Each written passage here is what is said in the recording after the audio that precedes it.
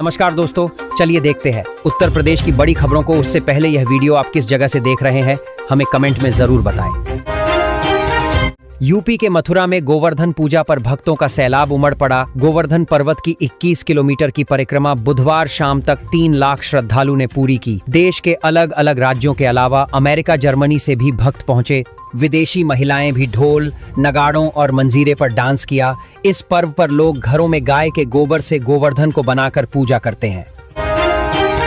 लखनऊ में छठ पूजा की तैयारी अंतिम चरण में है। लक्ष्मण मेला मैदान गोमती तट पर 41 वहां छठ महापर्व भव्य रूप से 27-28 अक्टूबर को मनाया जाएगा। घाट पर अखिल भारतीय भोजपुरी समाज से जुड़े लोगों के द्वारा सफाई अभियान चलाया गया। संगठन घाट पर रंगाई पुताई के साथ वेदियां मधुबनी पेंटिंग से सजावट की गई। कानपुर के फीलखाना के 107 साल पुराने मकान में बुधवार सुबह गैस सिलेंडर फट गया। घर में दरारें आ गईं, अन्य सामान क्षतिग्रस्त हो गया। हादसे के वक्त घर के सभी लोग दूसरे कमरे में होने के कारण बाल बाल बच गए। पुलिस और फॉरेंसिक टीम ने घटनास्थल का निरीक्षण किया। अयोध्या के राम मंदिर में रामलला के दर्शन के समय में बदलाव किया गया है। अब दर्शन का समय 23 अक्टूबर से लागू होगा। भक्तों को रामलला का दर्शन सुबह 7 बजे से मिल सकेगा और वे बिड़ला धर्मशाला के सामने से दर्शन के लिए रात्र 8:30 तक प्रवेश पा सकेंगे। दोपहर 12:30 से दोपहर 1 बजे तक रामलला का पट बंद रहेगा। त्योहारों पर अंधाधुंध चलाए गए पटाखों ने इस बार कई लोगों की रोशनी छीन ली है। कई लोगों का उत्तर प्रदेश के मेडिकल कॉलेजों में उपचार भी चल रहा है। पिछले 48 घंटों के भीतर अस्पताल में आंखों की गंभीर चोटों वाले मरीज पहुंचे हैं, जिनमें से कई लोगों की आंखों की रोशनी पूरी तरह जा चुकी है। डॉक्टरों के अनुसार इनमें से कई मरीज ऐसे हैं जिनकी पुतलियां फट गई हैं, कार्निया झुलस भी गया है, आंख की आंतरिक बनावट पूरी तरह क्षतिग्रस्त हो चुकी है।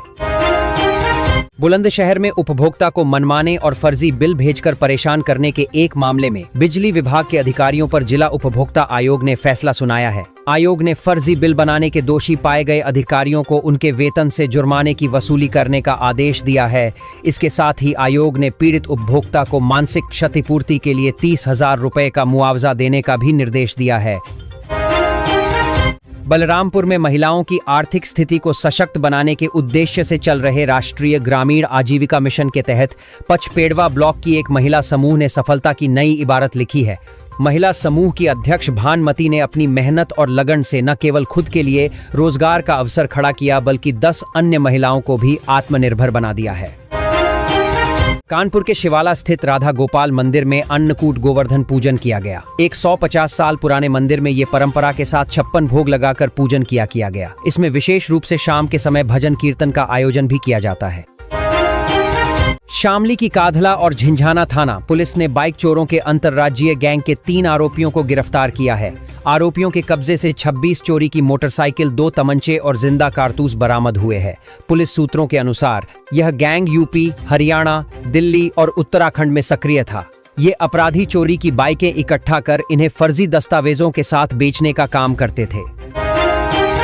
श्रावस्ती पुलिस ने अवैध गांजे की तस्करी के आरोप में 3 व्यक्तियों को गिरफ्तार किया है। सिरसिया और सोनवा थाना पुलिस ने अलग अलग कार्रवाई में कुल करीब 3.7 किलोग्राम अवैध गांजा जब्त किया है। आरोपियों के खिलाफ थाने में संबंधित धाराओं के तहत मामला दर्ज किया। चित्रकूट में भगवान श्रीराम की तपोभूमि आस्था, परंपरा और श्रद्धा के दीपों से जगमगा उठी। अयोध्या की तरह तपोभूमि की दीपावली और भी ऐतिहासिक रही। 30 लाख से अधिक श्रद्धालुओं ने मंदाकिनी नदी किनारे दीपदान कर सुख और मंगल की कामना की। इस बार अमावस्या 2 दिन मानी है, इससे दूसरे दिन भी बड़ी संख्या में श्रद्धालु पहुंचे। बलरामपुर नगर का तुलसी पार्क अब नए रूप में नजर आएगा। शहर के बीचों बीच स्थित इस पार्क में सुंदरीकरण का काम तेज रफ्तार से चल रहा है। नगर पालिका परिषद ने इसके लिए 1 करोड़ 5 लाख रुपए की योजना स्वीकृत की है। इसके तहत पार्क में आधुनिक सुविधाएं विकसित की जाएगी। ललितपुर में बुधवार को रेलवे स्टेशन पर जांच अभियान चलाया गया। इस दौरान बिना टिकट यात्रा करने वाले यात्रियों एवं अनियमित यात्रा करने वालों के खिलाफ विभिन्न ट्रेनों के समय सुबह 10 बजे से शाम 4 बजे तक जांच की गई। इसमें टिकट चेकिंग टीम ने 150 यात्री बिना टिकट यात्रा करते हुए पकड़े गए, जबकि अन्य 115 यात्री गंदगी फैलाते और रेल पटरियां पार करते पकड़े गए। कृषि वैज्ञानिकों ने किसानों को रबी फसलों की बुआई से पहले मृदा परीक्षण, संतुलित उर्वरक और बीज शोधन करने की सलाह दी है। विशेषज्ञों का कहना है कि किसानों की थोड़ी सी जागरूकता से अच्छी पैदावार हो सकती है। प्रदेश में सरसों, गेहूं के अलावा आलू की खेती भी बड़े पैमाने पर की जाती है। अब महात्मा गांधी राष्ट्रीय ग्रामीण रोजगार गारंटी अधिनियम के सभी सक्रिय मजदूरों को अपने जीवित होने का प्रमाण देना होगा। इसके लिए उनकी KYC कराई जाएगी। यह प्रक्रिया सरकारी पेंशनरों की तर्ज पर शुरू की गई है। इसका उद्देश्य मनरेगा कार्यों में होने वाले फर्जीवाड़े पर रोक लगाना है।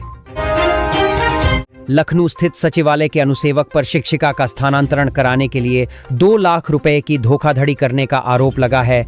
अदालत के आदेश पर आरोपी के खिलाफ कोतवाली नगर में रिपोर्ट दर्ज कराई गई है। अनूप शहर के गंगा किनारे 5 किलोमीटर क्षेत्र में लगने वाले कार्तिक पूर्णिमा मेले की तैयारियों का खाका तैयार हो रहा है। यहां पर 15 दिवसीय तंबुओं का नगर 1 नवंबर से गंगा की रेती में बस जाएगा। 5 नवंबर को कार्तिक पूर्णिमा का मुख्य स्नान होगा। मेले में पहुंचने वाले श्रद्धालुओं के लिए हर तरह की सुरक्षा होगी। मुख्यमंत्री योगी आदित्यनाथ ने अयोध्या की निषाद बस्ती में दिवाली मनाई।